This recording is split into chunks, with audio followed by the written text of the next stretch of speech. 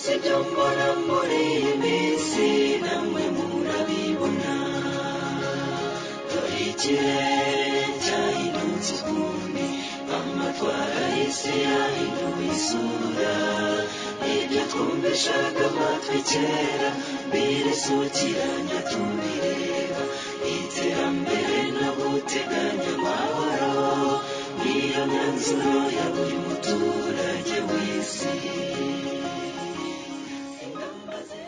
Nshuti bavandimwe mutegereje kugaruka kwa Yesu Kristo, ndabaramukije mu izina rya Yesu. Tugiye kuganira ku magambo afite insanganyamatsiko igira ngo ni ryari urukungu ruzatandukanywa n'amasaka. Reka twicishe bugufi tubanze dusenge. Uwiteka mwami Imana yacu yari kiranuka, turagushimira turaguhimbaje uko bikwiriye, izina ryawe rihabwa icyubahiro. Uyu mwanya tugiye kuganira ku ijambo ryawe, nyamara ubwenge bwacu ni bugufi cyane kuri ryo, cyo gituma nk'uko wabisezeranye turaritse umwuka we kugira ngo abane natwe, atwigishe, afashe buri muntu wese uzumva iki cyigisho kugira ngo aya magambo tubashe kugira umwiteguro ukwiriye no kwisuzuma no kureba aho duhagaze, ngo nitubasha kujya mu ruhande rukwiriye, izina ryawe rihabwa icyubahiro. Nubane natwe utwiyoborere mu izina ry'umwami wacu Yesu Kristo, amena. Amagambo tugiye kuganiraho aboneka muri Matayo igice cya 13 ku murongo wa 24 ndetse kugeza ku murongo wa 30. Tuhazi umugani uvuga umugani w'urukungu mu masaka. Uyu mugani turabanza tuwusomemo noneho tubone tuganire uko umwuka w'Imana agenda atuyobora. Nuko abacira umugani aravuga ati, ubwami bwo mu ijuru bugereranywa n'umuntu wabibye imbuto nziza mu murima we, nuko abantu basinziriye umwanzi araza ayobora urukungu mu masaka aragenda. Nuko amaze kumera no kwera urukungu narwo ruraboneka. Abagaragu be baraza babaza umutware bati, mutware, ntiwabibye imbuto nziza mu murima wawe? None urukungu rurimo rwavuye he? Ati, umwanzi niwe wagize atyo. Abagaragu be baramubaza bati, noneho urashaka ko tugenda tukarurandura? Nawe ati, oya, ahari nimurandura urukungu murarurandurana n'amasaka. Mureke bikurane byombi bigeze igihe cyo gusarurwa. Mwisarura nzabwira abasaruzi nti, mubanze muteranye urukungu mu ruhambire imitwaro rutwikwe, maze amasaka muyahunike mu kigega cyanjye. Uyu mugani umukiza yawuciriye abigishwa be nyuma y'uko yaramaze kubacira undi mugani uboneka guhereye ku murongo wa mbere kugera ku murongo wa 23 tumenyereye ku izina ry'umugani w'umubibyi. Yaramaze kubacira umugani w'umubibyi. Iyo dusomye muri uyu mugani w'urukungu mu masaka bimeze nkaho ari ibikomeza kuri uriya mugani w'umubibyi, kuko iyo turebye ku murongo wa 26 yaravuze ngo nuko amaze kumera no kwera ya masaka, za mbuto nziza yaramaze kubiba zimaze kumera no kwera. Ahangaha hari icyo bitugaragariza imbuto izo arizo ni imbuto nziza zabibwe mu butaka bwiza. Mu butaka bwabibwemo mu mugani w'umubibyi tubonamo ubutaka buri mu byiciro 4, kandi icyiciro cya mbere ni imbuto zabibwe mu nzira, zaguye mu nzira, hari zaguye ku kara, hari zaguye mu mahwa, ariko hari n'izaguye mu butaka bwiza. Uyu murongo wa 26 rero ngo nuko amasaka amaze kumera no kwera urukungu narwo ruraboneka. Biratugaragariza yuko ni imbuto zaguye mu butaka bwiza, kuko imbuto zaguye mu nzira ntabwo zigeze zimera. Imbuto zaguye ku kara zarameze ariko ntabwo zamaze igihe zahise zuma kubera ko nta butaka bwari buhari. Izaguye mu mahwa nazo zarameze ariko amahwa araziniga, ntabwo zabashije kwera imbuto.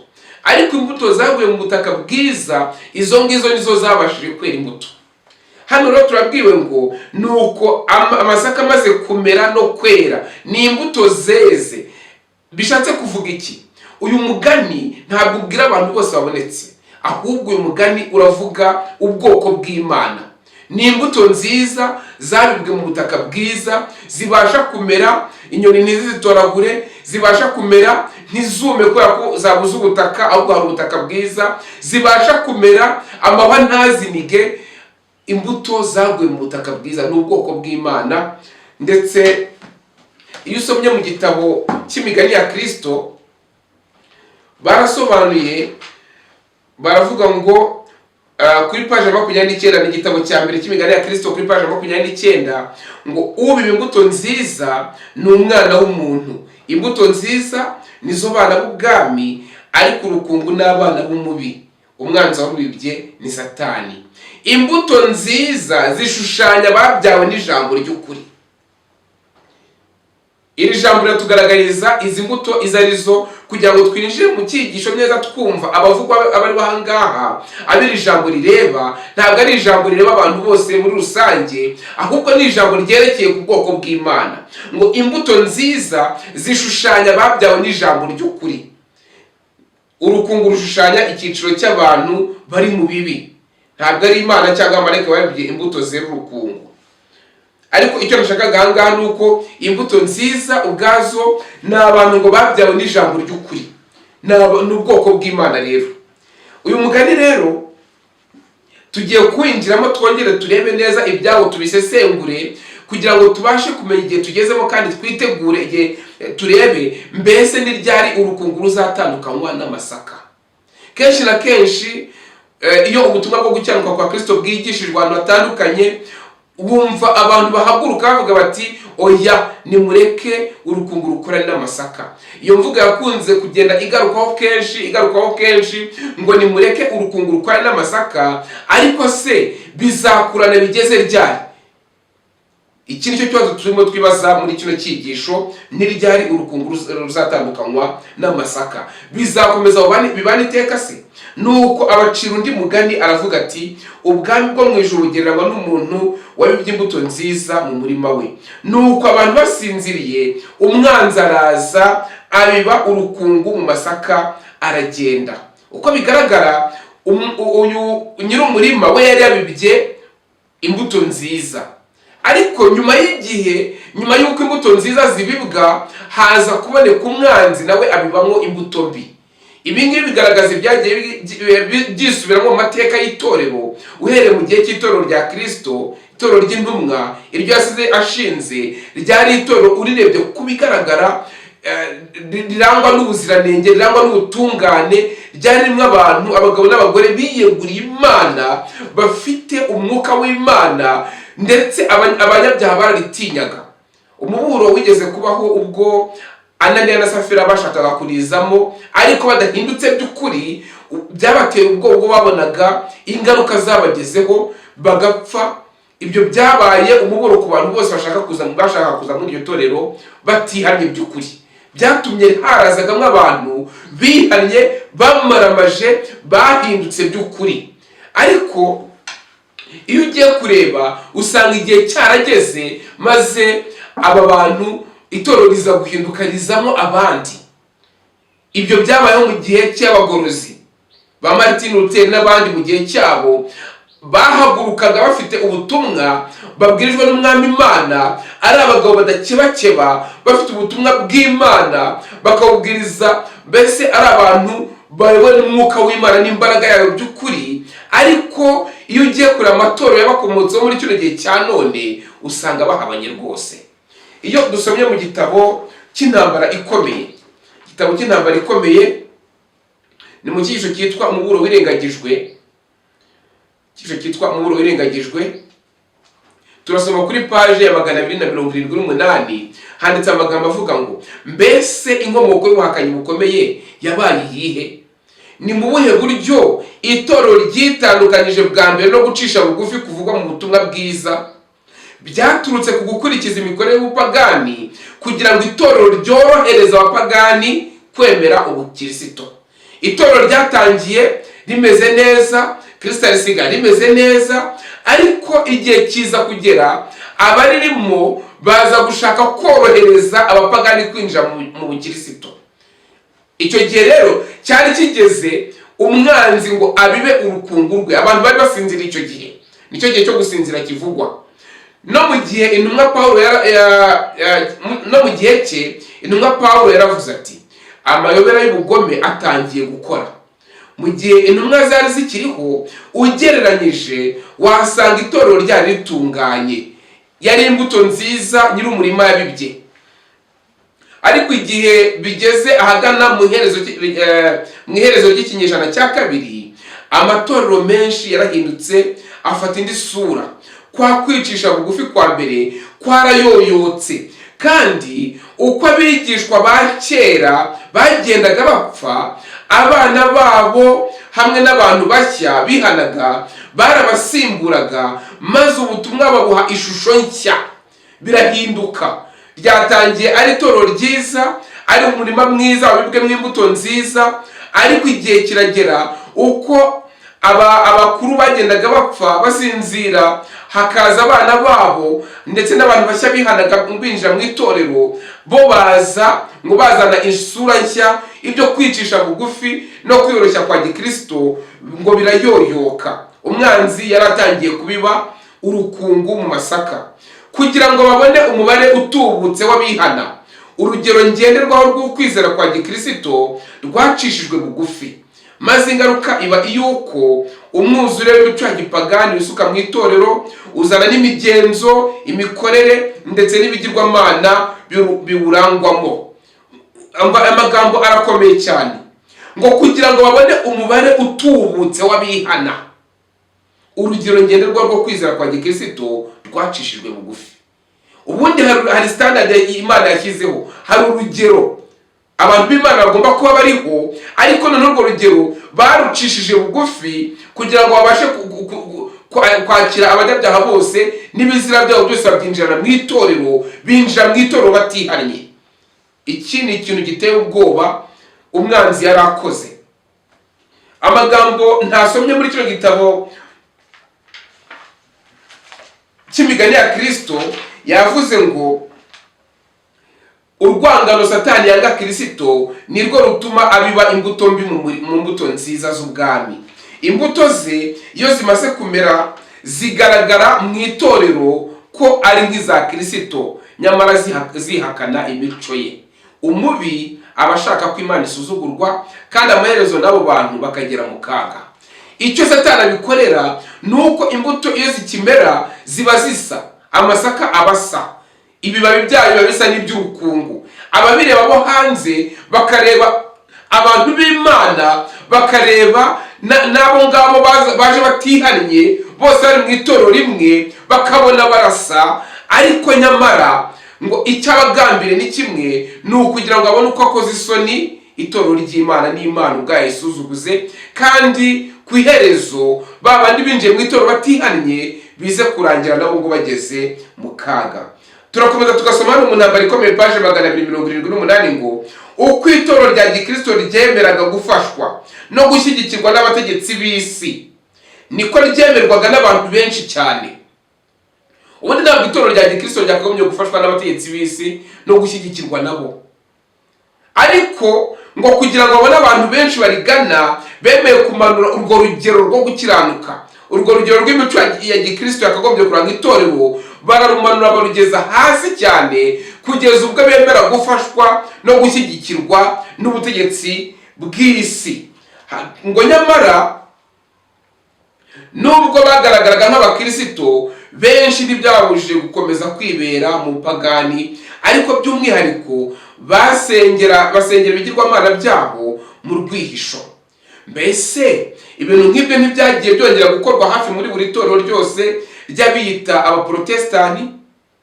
Uko abayatangije ari nabo bari bafite umwuka nyakuri w'ivugurura bagendaga bapfa, ababakomokaho barabasimburaga, ubutumwa bwayo bugahabwa ishusho nshya. Ubwo bihambiraga ku myizerere ya base mu buryo bw'ubuhumyi, kandi bakanga kwemera ukuri kose batigeze bamenya, abana b'abagorozi bagiye kure y'urugero rwo gucisha bugufi kwicisha bugufi no kwitanga no kwanga iby'isi. Uko niko kwicisha bugufi bwa mbere kwabavuyemo umwuzure w'imico y'ab'isi wisutse mu itorero, uzana n'imigenzo no gusenga ibigirwamana by'ab'isi. Aya magambo aratugaragariza uburyo umwanzi yagiye abiba urukungu mu masaka. Mbere na mbere amatora yagiye atangira, Kristo yagiye atangiza ari amatora atunganye, arimo abantu b'inzira make nk'abantu bakunda Imana, mbese bamaramaje badakebakeba bakurikira Kristo rwose ahagana hose. Ariko uko igihe kishize ngo nyuma abantu basinziriye, umwanzi araza abiba urukungu mu masaka aragenda. Ngo nuko amasaka amaze kumera no kwera, urukungu narwo ruraboneka. Aya magambo arakomeye cyane. Ntabwo urukungu ruboneka amasaka ataramera ngo yere. Iyo akimera nabwo ntabwo urukungu rugaragara, ahubwo ijambo ry'Imana riratubwira ngo nuko amasaka amaze kumera no kwera. Ibi bishatse kuvuga iki? Ubundi hari ikintu gituma abantu bo mu itorero umurongo ubatandukanye ugaragara. Abari mu ruhande rw'imbuto nziza babyaye n'ijambo ry'ukuri bakagaragara ukwabo, n'abaje mu itorero batihanye by'ukuri nabo bakagaragara ko batandukanye rwose. Bituruka ku kintu kimwe, nuko amasaka mazima abanza kwera. Ukwera kw'amasaka, abantu b'Imana bakagera ku rugero rwo kubana n'Imana no gutunganywa nayo, ikabahindura rwose, bakagaragaza ishusho ya Kristo by'ukuri muri bo, ishusho y'Imana ikagaragarira muri bo mu mibereho yabo. Icyo gihe abantu babasha kubareba bakavuga bati oya, bara ntabwo ari abantu b'Imana bo nubwo bari mu itorero, ariko abantu b'Imana ni bariya.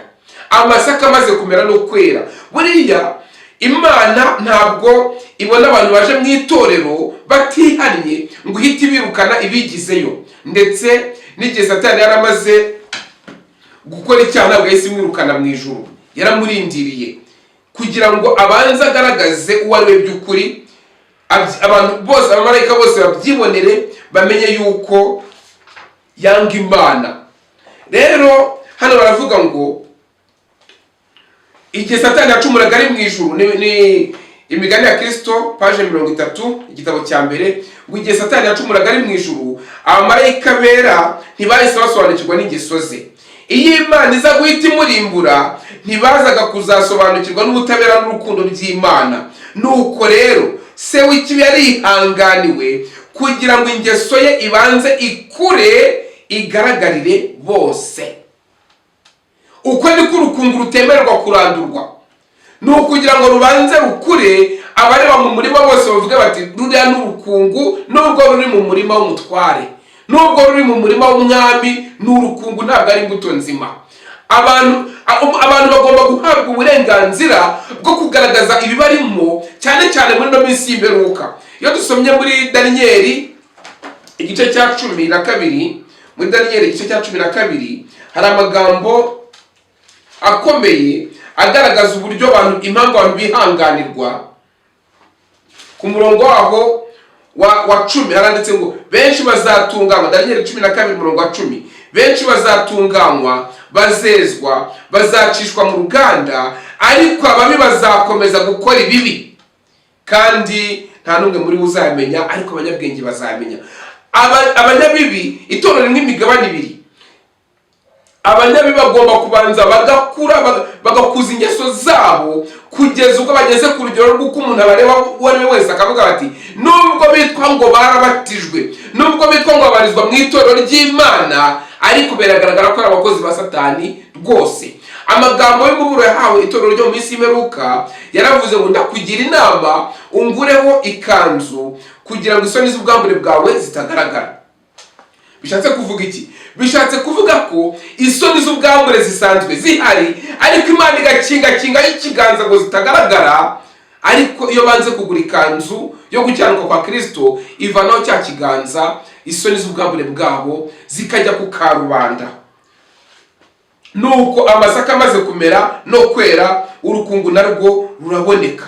Ntabwo bizakomeza kubana iteka bitagaragara, bidasobanutse, biri mu rujijo. amasaka agomba kugera igihe akagaragara nk'amasaka kandi akera imbuto nziza, ariko noneho urukungu narwo rukagaragara nk'urukungu rutabasha kwera imbuto rwose. Ngo nuko amasaka amaze kumera no kwera, urukungu narwo ruraboneka.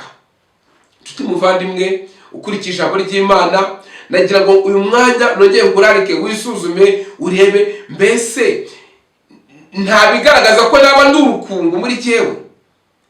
Icyiza nuko Imana yacu nyiri uyu murima afite ubushobozi bwose. Imbaraga iboneka amaraso ya Yesu ibasha gutuma uwari urukungu ahinduka isaka rizima, akera imbuto nziza. Hari imbaraga ihindura mu maraso ya Yesu. Ngo nuko abagaragu be baraza babaza umutware bati, mutware, ntiwabibye imbuto nziza mu murima wawe, none urukungu rurimo rwavuye he? Ati, umwanzi niwe wagize atyo. Abagaragu be baramubaza bati, none urashaka ko tugenda tukarurandura? Nawe ati, oya, ahari nimurandura urukungu murarurandurana n'amasaka.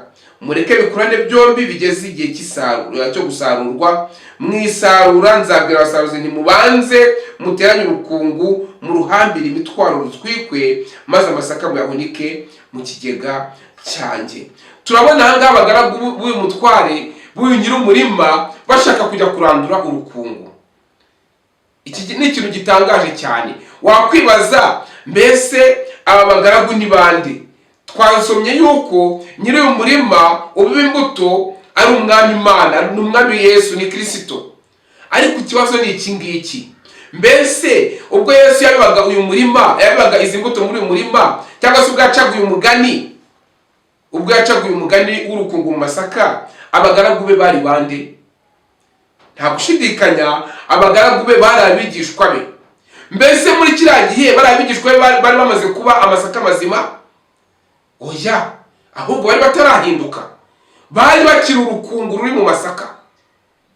Bari batarakira kuba urukungu. Bari batarahinduka amasaka mazima. Yari agifite igihe cyo kubigisha no kubahindura.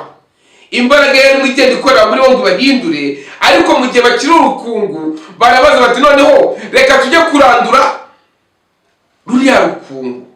Ikibazo ni iki ngiki, niba umuntu atarahinduka mbese yagira umwuka w'Imana utuma abasha kureba akamenya ukwiriye urukungu rukwiye kurandura urwo ari rwo? Oya. Hari igitekerezo kimwe tubwirwa muri Bibiliya, aho Yesu yari mu nzira agenda ari kumwe n'abigishwa be, maze abigishwa be baramwegera, abitwaga bene Nkuba, baramubwira bati, mwigisha, uzi ko duherutse kubona umuntu yirukana abadayimoni mu izina ryawe kandi atajya dukurikira? Rwose twaramubonye, turamubuza, turamwihaniza ngo ntazongere. Yesu arasubiza ati, nimubareke, ntimubabuze, kuko nta wigisha mu izina ryanjye ngo ahamye izina ryanjye bizorohera gutukisha izina ryanjye bitamugoye. Bashakaga kubabuza, bashakaga kubacecekesha, ariko ubwabo bataraba amasaka mazima, bakiri urukungu. Biratangaje yuko urukungu rubasha kureba amasaka mazima, cyangwa se abantu bagifite imico irangwa n'amasaka y'urukungu cyangwa se n'imbuto z'urukungu, aribo babasha kureba abarangwa n'imbuto z'amasaka mazima bakavuga ngo bariya n'urukungu, bakwiriye gucecekeshwa, bakwiriye guhagarara, bakwiriye kwimwa uburenganzira. Urukungu rukwiye kurandurwa ndetse rugacibwa. Yesu yigeze avuga amagambo akomeye, aravuga ngo igihe kizaza, ni muri Yohana igice cya 16 uhereye ku murongo wa 1 n'uwa 2, ngo igihe kizaza bazabaca mu masinagogi, bazabirukana, bazabarenganya, bazabakubita, ngo kandi ngo igihe kizajya ubwo uzabica wese azibwira yuko ari wakorera Imana umurimo. Ijambo ry'Imana riratubwira ngo kuko abantu batita ku miburo ya Yesu ngo nibo bashaka kurandura urwiri.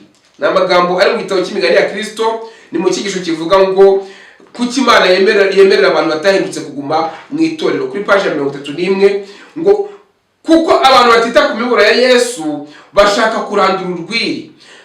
Abashaka kurandura urwiri ngo nabahe? ni abatita ku miburo ya Yesu, ni abatarahindutse, ni abagereranywa n'imbuto zabibwe n'umwanzi, imbuto z'urukungu. Abantu binjiye mu itorero batihannye, abatita ku miburo ya Kristo, nibo bashaka kurandura urwiri. Kera abagerageje kunyuranya n'abandi mu mahame amwe n'amwe barafunzwe, bararenganijwe ndetse baricwa. Aba ni abantu bagiye bashaka kugaragaza amahame arangwa n'abantu bagereranywa n'imbuto nziza. Noneho ku rundi ruhande, abantu barangwa n'imico cyangwa se n'amahame agereranywa n'imbuto y'urukungu, ngo barabafunze, barebaga babandi bakabanga, bakabafunga, bakabarenganya ndetse ngo bakabica. Ngo ariko tumenye yuko ibyo bikomoka kuri Satani, ntabwo bikomoka kuri Yesu. Satani niwe ubishyonyagiza. Itorero ntiriba rikurikije gahunda y'Imana igihe rihannye rityo. Abigisha bita ngo ni abigisha b'ibinyoma. Imbuto zivuga muri mwa zose siko zose ziba ari nziza. Iyo amasaka akirimo tusanga ibibabi byayo bisa n'iby'urukungu, byose ugasanga ari icyatsi kibisi kandi bitoshye, ariko iyo byeze usanga bifite itandukaniro rikomeye. Kandi uko kwera no guhinduka kugereranywa no guhinduka kw'abantu b'Imana niko kurakaza abantu bari mu itorero batahindutse, bigatuma bavuga bati n'urukungu rukwiye kurandurwa, bigatuma bavuga bati abantu bakwiye gucecekeshwa. Itandukaniro riragaragara rikomeye. Noneho nicyo cyagiye kizana ko bamwe bafungwa, abandi bakarenganywa mu buryo butandukanye, bakicwa. Ngo no mu Kristo usanga abantu bose basa, ibyo bigatera benshi urujijo. Ariko igihe isi izasarurwa, abifatanyije n'itorero gusa ntibifatanye na Kristo bazamenyekana. Kwitwa umukristo ntacyo bivuze, ingeso nizo zizasuzumwa. Nshuti muvandimwe, iki ni igihe cyo kugira ngo urebe ingeso zawe izo arizo, utarebeye kuvuga ngo ndi umukristo, utagendeye kuvuga ngo narabatijwe, kuko ujya kure ugasanga umuntu yarabatijwe ariko uko yarateye, ibyo yakundaga mbere yo kubatizwa, ibyo yishimiraga, ugasanga ni nabyo akishimirana nyuma yo kubatizwa. Uko yaryaga niko akirya, uko yambaraga niko acyambara, abo yabanaga nabo ntibakibana nabo. Icyo ngicyo ni ikibazo. Iyo dusomye mu gitabo cy'ibyaduka byo mu minsi y'imperuka kuri paje 174, ni igihano cya 614, baranditse ngo abantu babonye imyanya yo kumva no kwakira ukuri kandi bakaba barifatanyije n'itorero ry'Abadiventisti umunsi wa karindwi, biyita ko ari ubwoko bw'Imana bwitonda amategeko yayo, nyamara kandi badafite kwizera kuzima no kwiyegura Imana. Bamaramaje badafite kwizera kuzima no kwiyegura Imana, bamaramaje kuruta amatorero y'ibyitiriro. Bazagerwaho n'ibihano by'Imana kimwe n'amadini arwanya amategeko y'Imana. Kwifatanya n'itorero gusa ubwabyo ntibihagije, ndetse no kugira kwizera, kuko hano baratubwira ko aba bantu ngo bifatanyije n'itorero ry'Imana ry'Abadiventisti umunsi wa karindwi, ndetse bita ko ari ubwoko bw'Imana bwitonda amategeko yayo, ngo nyamara ngo badafite kwizera kuzima kandi nta no kwiyegura Imana, bamaramaje. Bafite kwizera ariko ntabwo ari ukwizera kuzima, ndetse bitwa bizera b'itorero. Nanone iyo ukomeje ko kujya muri 615, baranditse ngo umurama utandukanywa n'ingano. Mbese n'iryari urukungu ruzatandukanywa n'amasaka? Ngo mu itorero hazabamo ibice, hazavukamo amatsinda abiri. Imbuto nziza n'urukungu birakurira hamwe kugira ngo bisarurwe. Ariko mbere yo gusarurwa twasomye amagambo avuga ngo mwisarura nzabwira abasaruzi nti mubanze muteranye urukungu, muruhambire imitwaro rutwikwe. Aya magambo ngo mubanze aragaragaza ko mbere yo gusarura urukungu rubanza gushyirwa ku ruhande. Mubanze muteranye urukungu, muruhambire imitwaro rutwikwe. Maze iri jambo maze naryo riragaragaza ko amasaka azahunikwa mu kigega cy'Imana nyuma y'uko gutandukanywa kubayeho. Rero abigiye abantu bakomeza bavuga ngo mureke urukungu n'amasaka bikurane, bagakomeza bivuga, nyamara igihe byamaze gutandukanywa bakazakomeza bishuka batyo. Kuko reka mbabwire, iri jambo ko ryanditse gutya ngo mureke urukungu n'amasaka bikurane, rizakomeza ryanditswe muri Bibiliya rityo n'igihe bizaba byamaze gutandukanywa. Nta kintu kigaragara muri Bibiliya kizaza ngo kivuge ngo dore byatandukanye. ariko mu isarura bigomba kubanza bigatandukanywa. Dukomeze hakurya ngo hazabaho ishungura. Igihe nikigera urukungu rugomba kuzatandukanywa n'imbuto nziza, bitewe n'uko ubugome bugwiriye, urukundo rwa benshi ruragenda rukonja. Muri icyo gihe gikomeye nibwo noneho umunyakuri azarushaho gukomera ku kuri kuruta abandi. Hagomba kuboneka amatsinda abiri mu itorero. Ntabwo ibintu bizakomeza ari uruvange, ntabwo Imana izakomeza kurebera urukungu n'amasaka, ahubwo ubwoko bw'Imana kuko kubana n'Imana bukagera ku rugero Imana ibashakira, igomba kugenda ibaha umwuka wayo, kandi noneho abanze kwihana bakagera ubwo rwose bagaragaza ingeso zibarimo zigakura, bakagaragaza neza yuko atari abantu b'Imana nubwo babarirwa mu itorero ry'Imana.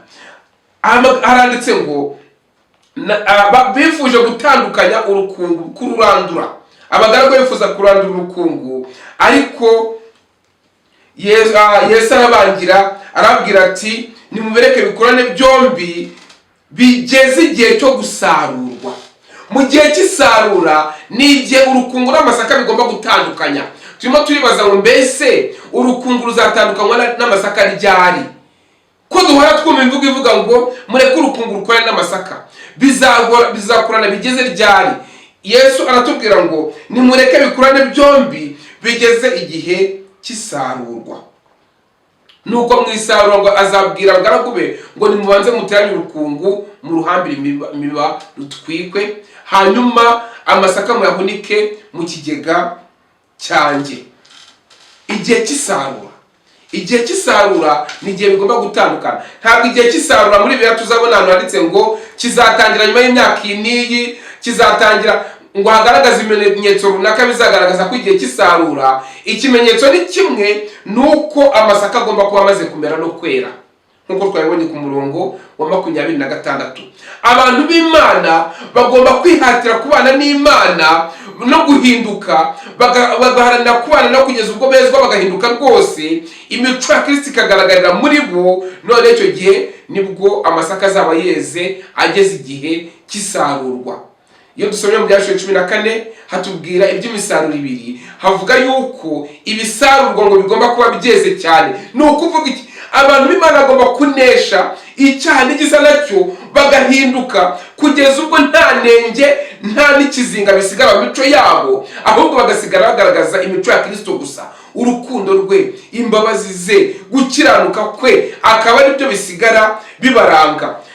Rero igihe duhagaze mu munsi wa none ni igihe umuntu wese akwiriye kongera akisuzuma, akanareba n'abatuzengurutse. Mbese ntabwo byashoboka ko twaba tugeze mu gihe isarura ryaba ryenda kurangira tukaba tukivuga ngo mureke urukungu rukurane n'amasaka?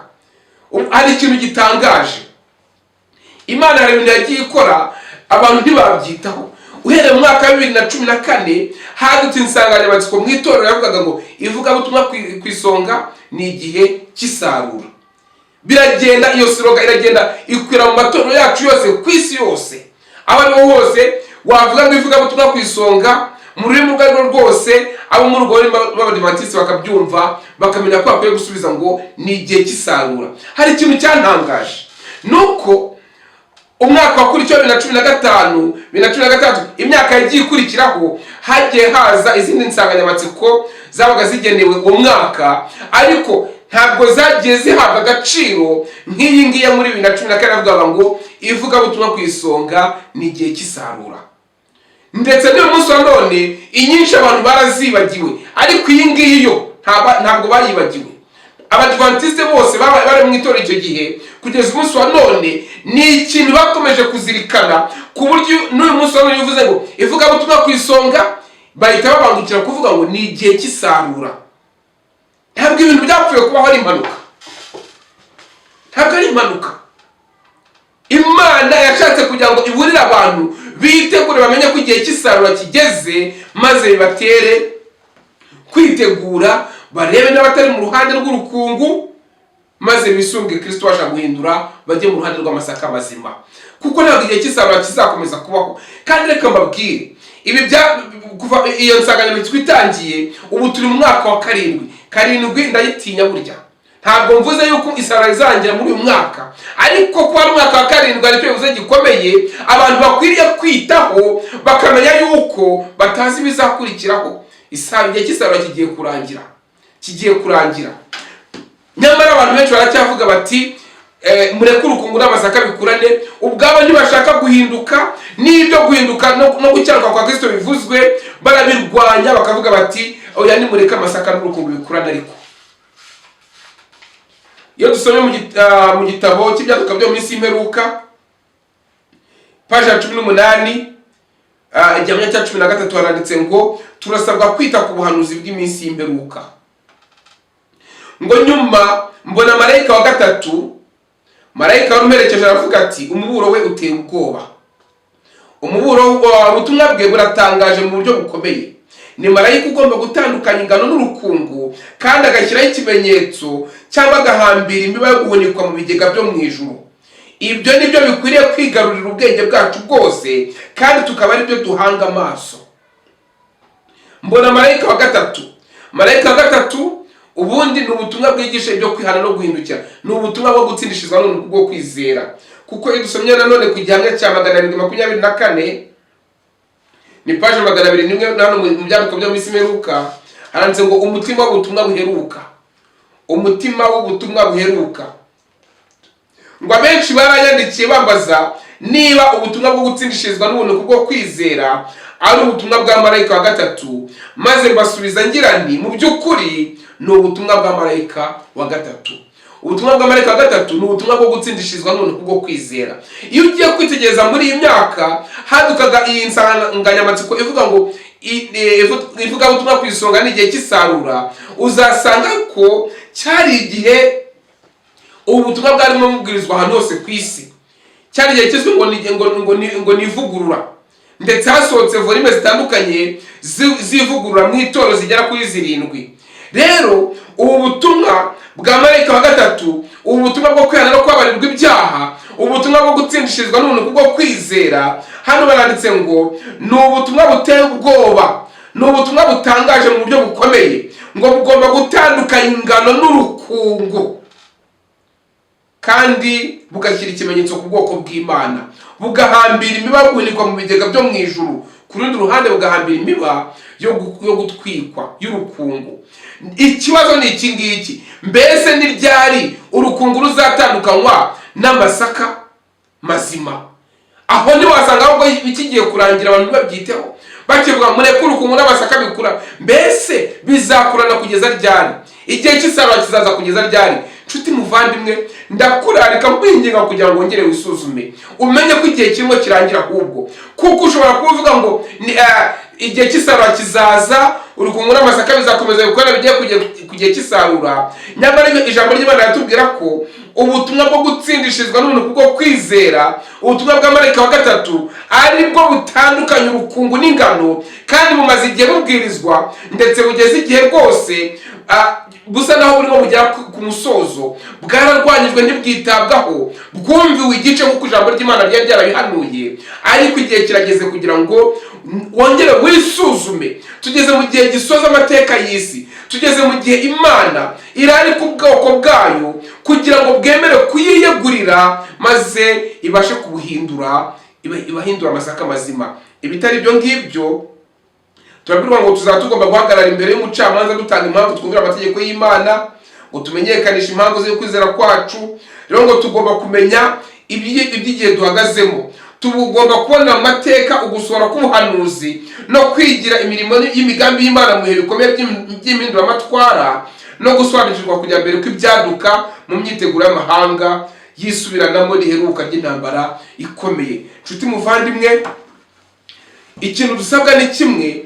Harimo turabwirwa yuko mu gihe cy'isarura aba ari igihe amasaka amaze kwera, aba ari igihe urukungu rugaragara ko ari urukungu, amasaka agaragara ko ari amasaka, akera amahundo mazima afite rwose imbuto nziza, impeke nziza zibasha kugira umumaro. Ariko umuntu wese yisuzume, bimutera kujya imbere y'Imana.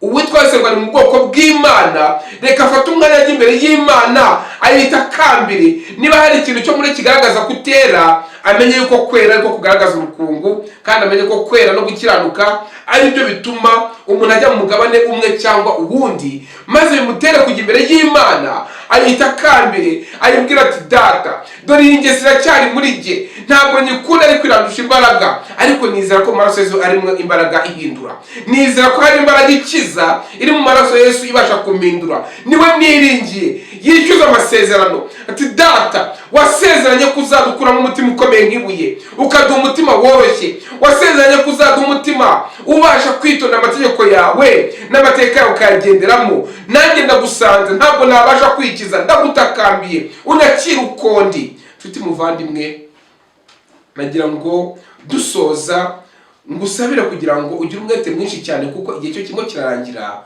maze kugira ngo uzabashe gusanga witeguye mu izina rya Yesu. Reka dusenge. Mwami Imana ikiranuka, mujye wacu dukunda, tugushimiye yuko ukiduha agahenge kugira ngo twumve ijambo ryawe mu buheruka. Bigaragara yuko igihe kirimo gisoza rwose, amateka y'isi kirimo kirarangira. Turakwinze kugira ngo wongere kugendera ubwoko bwawe. Benshi babaye igihe kirekire bishuka, benshi babaye igihe kirekire bavuga yuko rwose kwa byabumva ntacyo bibatwaye, urukungu rugomba gukura n'amasaka, bakumva bizakomeza kumera gutyo, ntibazi ko basabwa guhinduka no kwera no gukiranuka. Mwari Imana yacu, gendera ubwoko bwawe, wongere kurutunganya, wongere kubakangura, bareke gusinzira mu bitotsi bimeze nk'upfapfa, kugira ngo nibakizwa n'amaraso yawe bakakwisunga ukabahindura rwose, izina ryawe rihabwe icyubahiro. Urakoze cyane kutwumvise, ufashe umuntu wese wumvise iri jambo kandi umutere umwete kugira ngo tubashe kugira umwiteguro ukwiriye muri kino gihe, mu izina ry'Umwami wacu Yesu Kristo, amen.